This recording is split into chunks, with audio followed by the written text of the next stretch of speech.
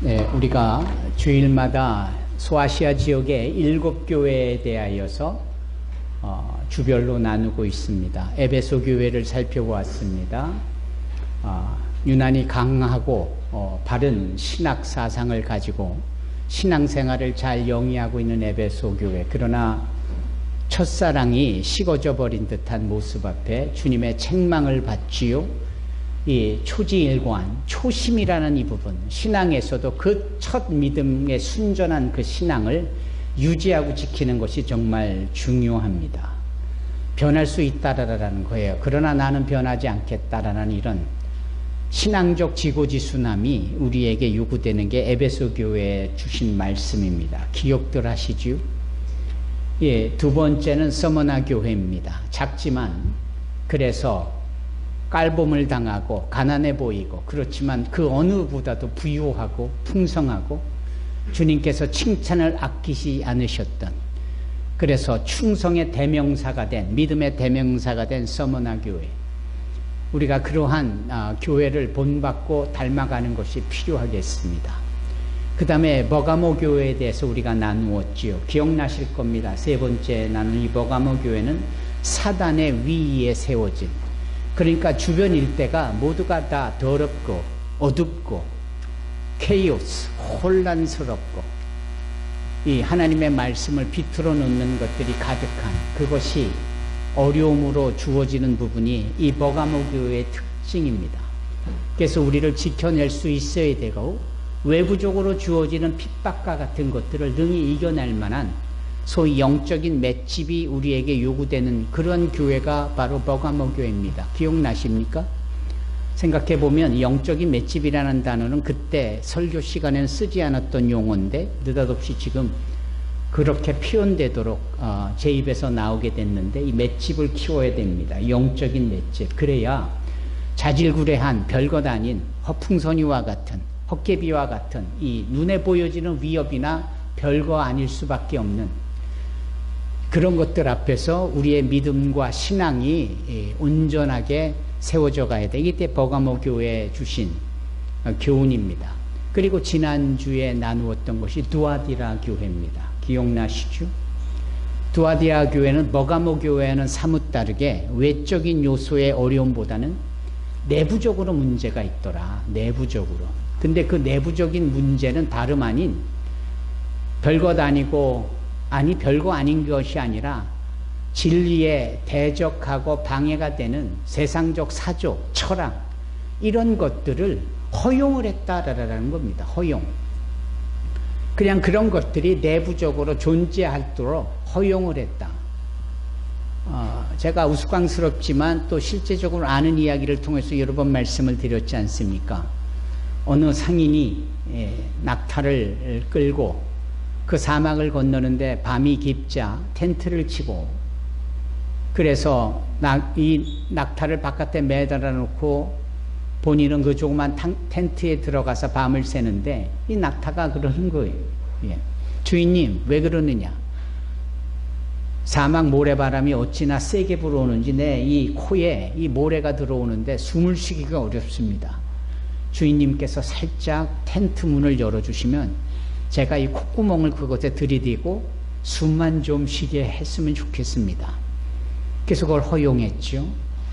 그랬더니 낙타가 하는 말이 이제 콧구멍을 넘어서 눈에도 들어온다. 눈 좀 들이밀게 해달라.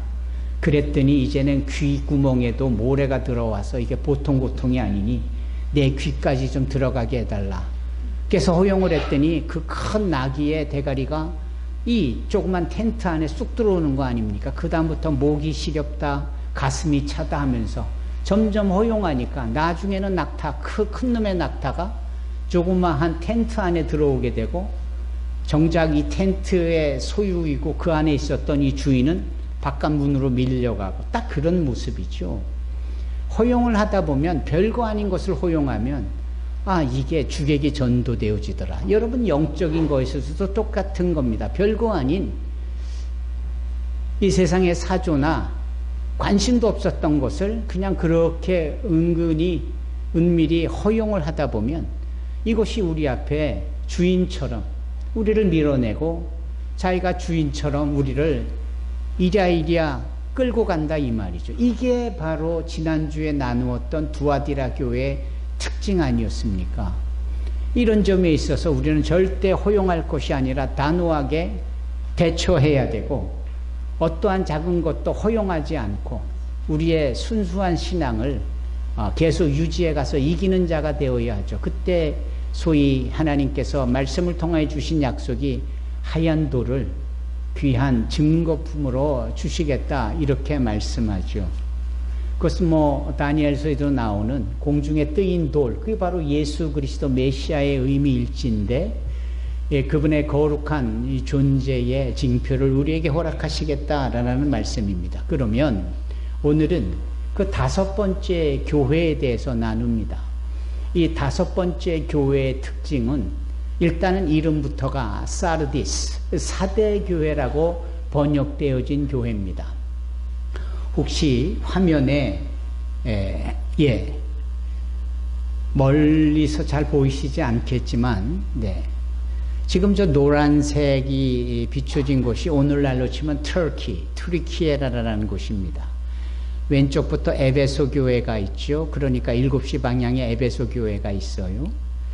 그 에베소 앞에는 반모섬이라고 보이십니까? 이 반모섬에 사도 요한이 유배가 되어지면서 그가 요한계시록을 써내갈 수 있는 비전을 보게 되어지니, 에베소 앞에 바로 반모섬, 거기서 사도 요한이 이 소아시아 지역, 소위 오늘날 터키에 있는 7개 교회, 그래서 당장 보여지는 에베소 교회, 그 위에 서마노 교회, 그 다음에 저 꼭대기에 12시 쪽에 있는 이 버가모 교회, 그 밑에 2시 방향으로 있는 이 두아디라 교회, 이렇게 있습니다. 그리고 그 밑에 사대 교회가 있는 거예요. 사대 밑에 빌라델비아가 있는 겁니다. 그리고 맨 밑에 라오디기아가, 이렇게 지금 7개가 포진해 있고, 지금도 소위 성지 여행 순례라는 통해서 그곳을 가보면 7개의 교회 터가 남아있고, 성경이 말씀하는 바가 있는 그 증거와 그 유적지가 고스란히 있지요. 지금 요 7개 지역에 있는 각 지역 교회 이름을 딴 이 소아시아 7교회가 전 세계 모든 교회, 그러니까 예전부터 존재했던 교회들, 지금 그리고 앞으로 잠재적으로 세워지고 그렇게 복음을 전하게 되어질 이 교회를 예표하고 있다. 꼭 집어 어느 교회에 어느 것이 적용된다가 아니라 얼마든지 모든 교회마다 이 요한계시록 2장과 3장에 언급되어 있는 이 7교회의 특징들을 다 골고루 또는 그 특징들을 피할 수 없는 상황 속에 나타내고 있다라는 겁니다. 따라서 오늘도 우리가 이 사대교회를 통하여 혹시 우리 산소망교회에 향하신 성령의 음성은 아니실까? 오늘 이 사대교회에 하시고 싶은 말씀이 2000년 전 사도 요한을 통하여 반모섬에서 비전을 허락하신 그것이 2000년 동안의 모든 지역교회와 지금 2026년 이 명항마을에 존재하는 이 산소망교회에 초점이 맞춰진 성령의 음성은 아니실까? 그리고 우리가 누굽니까? 교회를 연락하여 누리고 있는, 함께 지어져 가야 될 정체성, 사명감을, 소명을 가지고 있는 우리 성도 각 사람이 7교회를 나타내고 있는 것은 아닐까? 여기에 이제 막 신앙생활을 영위한 사람이나 아예 오래전부터 또는 모태신앙 몇 대에 걸쳐서 2대, 3대, 4대, 5대의 신앙의 가문이라 할지라도 바로 우리 각자에게 주시는 하나님의 말씀일 수 있겠다.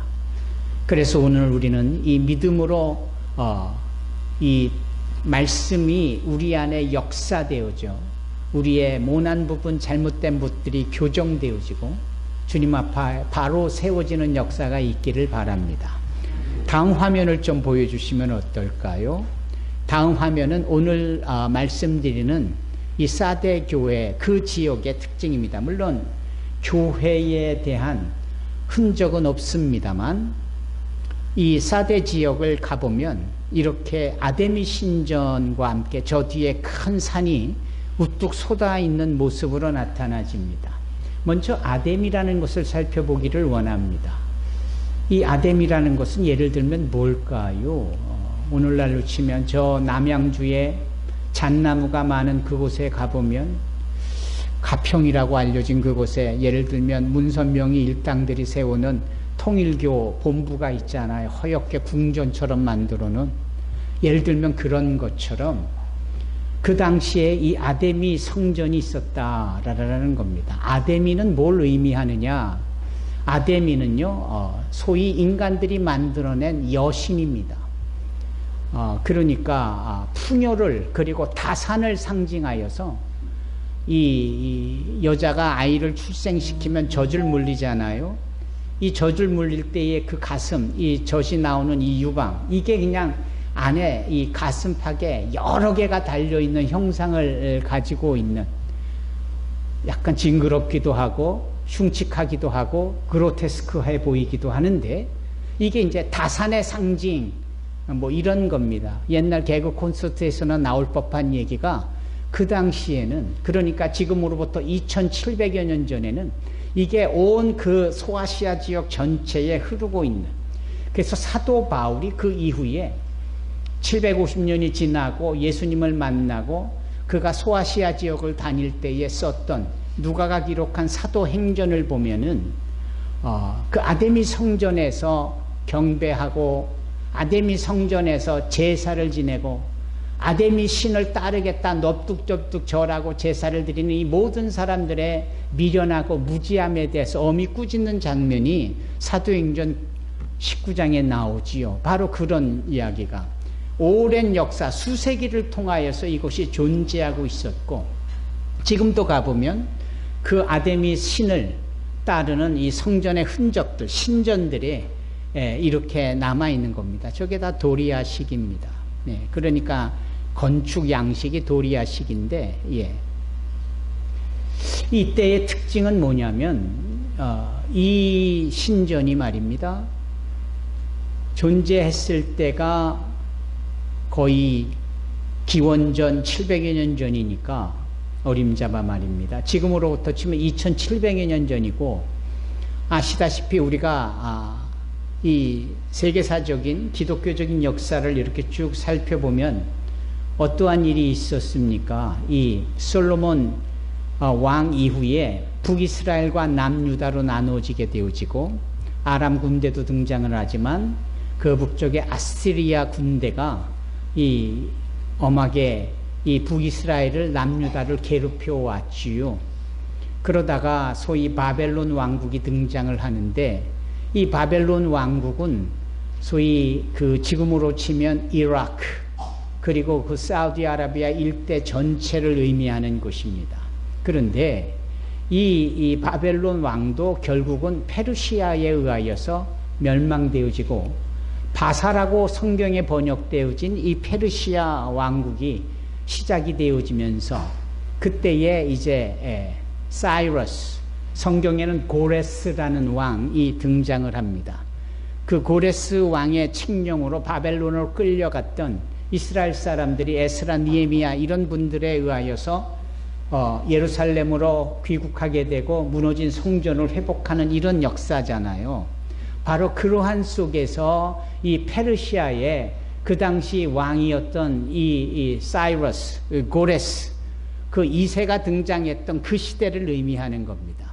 그래서 이 바사, 페르시아가 소위 이 지금 소아시아 7지역이 있는 그 리디아라고 여겨지는 왕국을 침략하고 정복하는 부분이에요.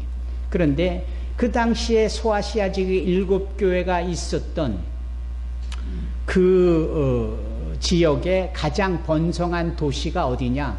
이 사데입니다. 이 사데가 수도였습니다. 오늘날로 치면 대한민국의 서울 같은. 그러니 당연히 이 사데를 침략해 들어가겠죠. 이 페르시아 군대가. 이 군대가 들어갔는데 이들이 다 피한 거예요. 왕을 비롯하여 군사들이 어차피 저항을 해도 다 죽을 수밖에 없으니까 다 피하고 옵니다. 어디로 피했느냐? 저 산에 보이잖아요. 저 뒤에 그 산으로 다 피한 겁니다. 근데 사진으로 보니까 이렇게 약간 작아 보이지만 그 산이 굉장히 넓고 웅장하고 깊습니다. 그러니까 천하의 페르시아 군대들도 쳐들어갔는데 산으로 숨어버리니 산 어디로 가서 찾아야 될지 난감한 겁니다.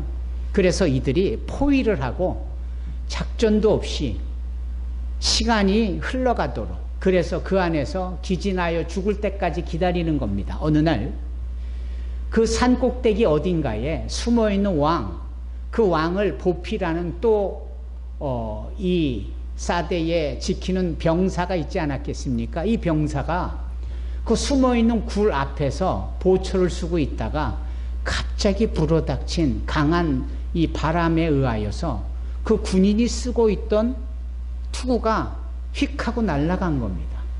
그러면서 이게 떼굴떼굴 굴러가지고 계속 산에서 아래로 굴러 저 평지까지 떨어진 겁니다.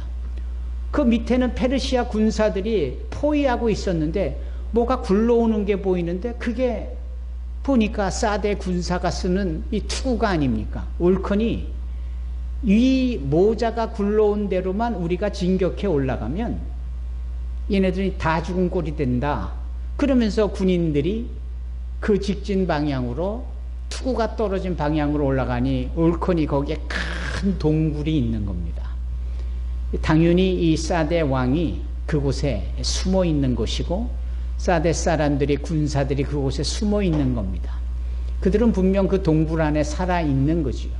반면에 막연하게 포위했던 이 페르시아 군사들이 이제 그 굴까지 도착하여 거기에 집중하여 포위하고 있으니 이들은 굴 안에서 살아있다 하나 실은 죽은 목숨인 겁니다. 그렇지 않습니까?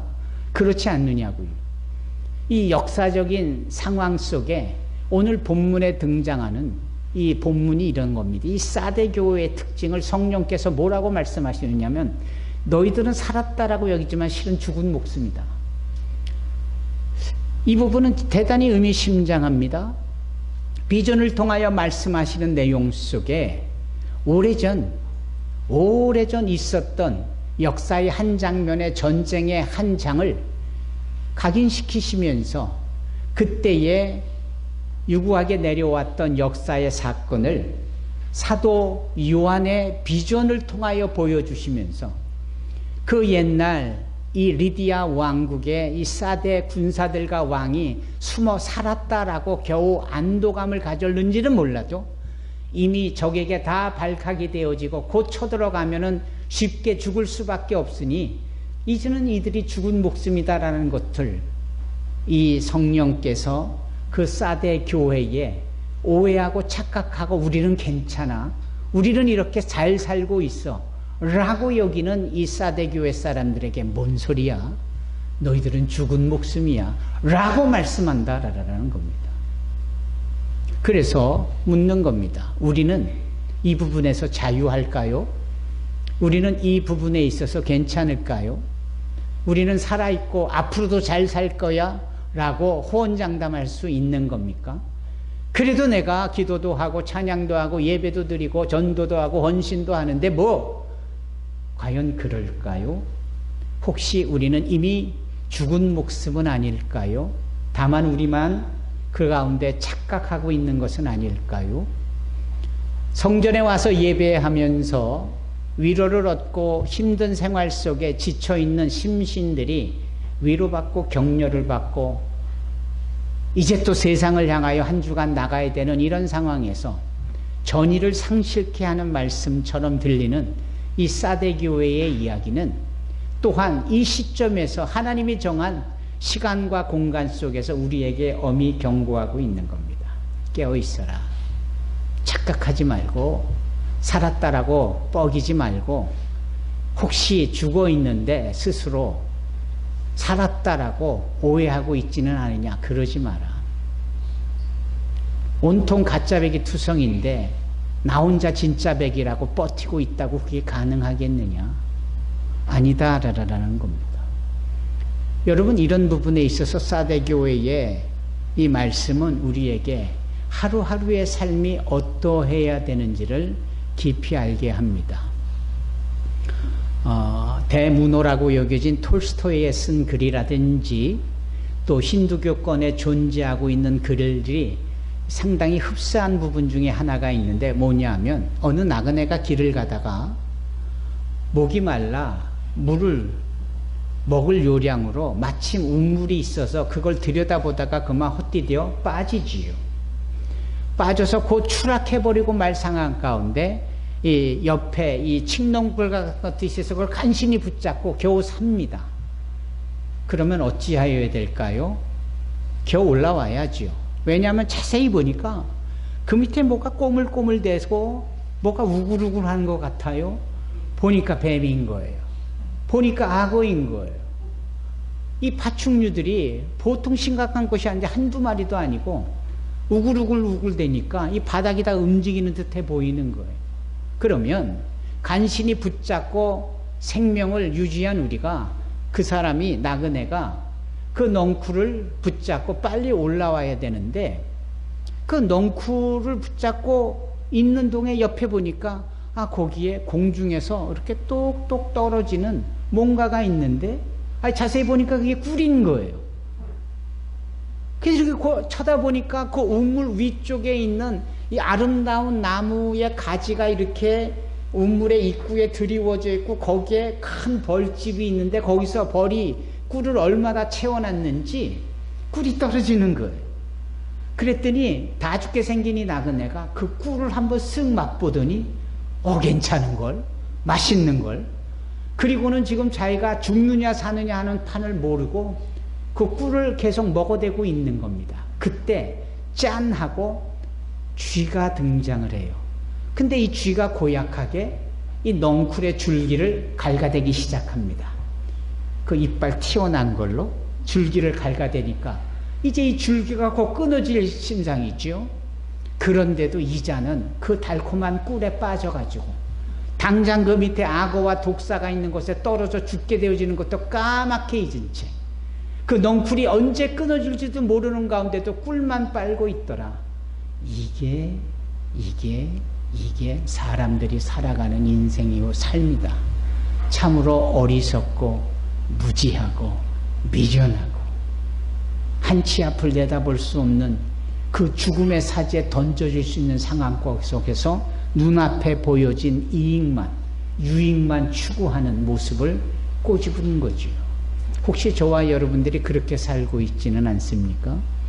교회에서 영생을 말하며 교회에서 구원을 말하는, 그래서 이 땅에서 설령 시련이 있고 연단이 있고 고통이 있어도 우리가 그 영원한 생명줄을 붙잡고 구원의 자리에 서야 된다라고 그렇게 부더니도 얘기하는데 한쪽 귀로 듣고 한쪽 귀로 흘려보내고 마음에 새기는 바가 없게 되어지고 여전히 꿀만 쫓는 미련하고도 어리석은 이런 모습으로 살아가고 있지는 않은가. 결국은 이 사람도 살아있기는 하나 당장 죽을 목숨인 게 분명하죠. 사대교인과 다를 바가 무엇입니까? 이 현대교인의 그리고 현대를 살아가는 사람들이 이 사대교회에 주시는 주님의 교훈에 자유할 수 있다라고 말하는 사람이 몇이나 될까요? 지금이라도 우리는 주님이 열어놓으신 보배로운 산길을 통하여 구원의 자리에 서야 되는 줄로 믿습니다. 그러한 자들에게는 하나님이 표적을 주신다. 어떤 표적을 주시느냐? 눈에 확 띌 만큼 상징적인 흰옷을 입혀주신다라고 말씀합니다. 흰옷. 그것은 대단히 영적인 의미가 있는 거예요. 출애굽을 한 이스라엘 백성들이 물 한 방울조차 없는 광야의 땅에서 느닷없이 하나님께서 모세를 통하여 명령하시기를 그 옷을 빨아라 이렇게 말씀합니다. 세탁하라라는 거예요. 아니 물이 귀한 광야에서 세탁을 해야 된다는 것은 뭘 의미하는 겁니까? 성교를 유지해라. 거룩함을 유지해라. 신앙의 깨끗함을 유지해야 된다. 그것이 쉽지 않은 일일 것이다. 환경이 상황이 그것을 용납하지 않겠지만 그것을 준비하여 해야 된다. 이게 소위 모세를 통한 하나님의 말씀이기도 해요. 예수님께서도 이 세마포 또는 이 예복, 이 흰옷에 대하여 여러 번 말씀을 하지 않습니까? 마태복음 22장에 보면 예수님께서 말씀하시며 이 하나님이 천국 잔치를 예표하고 준비해 나가실 때 표적 중에 하나가 예복인 거예요. 예복. 우리는 결혼식장에 가면 정말 잘 차려입고 갑니다. 그렇지 않아요? 삐까번쩍하게 있는 거 다 동원해서. 그러나 예수님의 시대 때는 그 금동지역의 문화와 전통 속에는 그런 잔치가 있으면 논에서 밭에서 일터에서 산을 넘다가 다른 일 하다가 전가를 받자마자 바로 갈 수 있도록 초대한 사람이 예복을 준비하는 겁니다.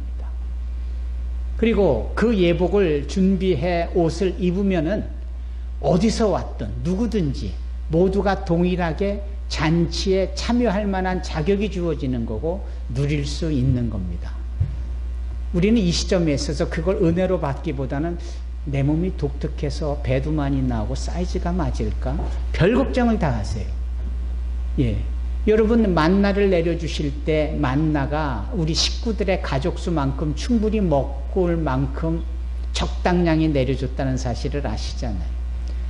그거 걱정해서 많이 거둔 사람도 먹어보니까 별로 많은 것도 아니고 또 적게 거뒀는데도 적어서 배고픈 일 없이 모든 가족이 다 먹는 이 주님께서 어련히 알아서 상황에 맞추어 다 책임져 주시는 이 만나의 역사는 예복의 역사라도 우리에게 딱 맞게 되어지리라 믿습니다. 옷을 입으니까 어깨에 이 피팅이 좋잖아요. 내 사이즈인 거예요. 주님이 주시는 것은 항상 이런 식입니다.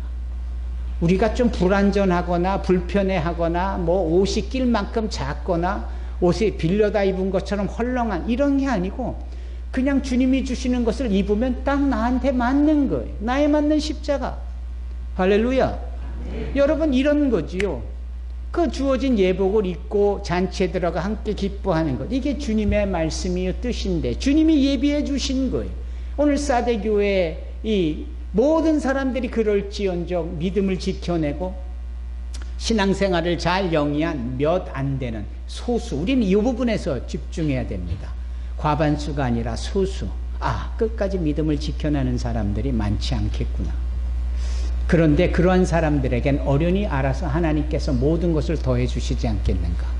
그 가운데 이 사대교회 주시는 말씀, 하얀 옷, 세마포 옷. 그 말태복음 22장을 보면 그 옷을 입지 않은 사람이 은근슬쩍 그 잔치에 껴있다가 한눈에 발견되어지고 그냥 무안하고 당혹스럽고 낭패를 당하는 것으로 끝나지 않고 이 잔치 주인이 뭐라 합니까? 하인들을 시켜서 저거 옷도 제대로 차려입지도 않고 즉 초대받지도 못했고 자격도 없다라는 거죠. 내어 쫓으라. 그리고 그냥 쫓는 게 아니라 어두운 곳에 내어 쫓으라. 그래서 그 어두운 곳에 쫓겨진 이 자가 후에 막급하고 창피하기도 하고 돌이킬 수도 없는 이 상황에 부득부득 이를 갈고 눈물을 흘리며 억울해하면 평소에 누가 그러랬나? 그런 말씀이 주고 초청이 되어졌으면 아멘하고 준비되어졌으면 될 것을 거부하다가 그렇게 오히려 자신이 거부되어지는 여러분 주님께서는 모든 세상에 이처럼 살아있는 듯 착각하나 죽어있는 이 상황 속에 나는 끝까지 그 눈앞에 떨어진 유익과 나의 욕심에 온 마음이 뺏겨서 언제 죽을지 모르는 그런 상황이 아니라 주를 보고 위를 보고 구원의 길로 나가는 그 몇몇 되지 않을 만한 구원한 자의 편에 서게 되어지기를 간절히 소망합니다. 그리고 그 일이 우리 오늘 이 시간 예배드리는 말씀들은 모든 자들에게 있어지기를 주의 이름으로 축원합니다. 예. 그 하나님이 입혀주신 그 흰 옷은 요한계시록 7장에 등장하는 세마포 옷이에요.